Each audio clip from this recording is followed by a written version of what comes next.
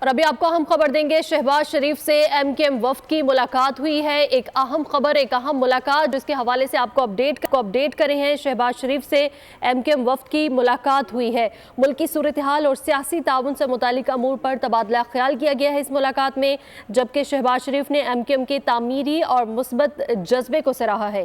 تمام جماعتوں کے مینڈیٹ کا احترام اور ووٹ کو عزت دینا ہے، شہباز شریف کا ایسا کہنا تھا۔ اسی بارے میں مزید تفصیلات جان لیتے ہیں، ہمارے ساتھ موجود ہے نمائندہ بول نیوز فاطمہ شرازی۔ فاطمہ شرازی، ایک اور اہم ملاقات، احوال بتائے گا اس ملاقات کا؟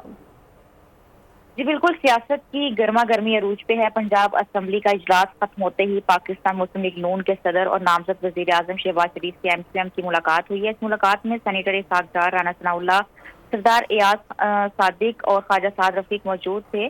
اوورال بات کرتے ہوئے سیاسی صورتحال پہ شہباز شریف کا یہ کہنا تھا کہ طریقے عدم اعتماد اور پاکستان کو ڈیفالٹ سے بچانے میں ایم کیو ایم کے کردار کو ہم سراہتے ہیں، اور اس کے علاوہ عوام کی خدمت کے لیے ہم سب متحد ہو کر ہمیں آگے بڑھنا چاہیے۔ اس کے علاوہ قائدین نے جو اتفاق کیا اس میں جو ترجیحات میں شامل یہ ہے کہ سیاسی مفادات کے بجائے قومی مفادات کو ترجیح دی جائے گی۔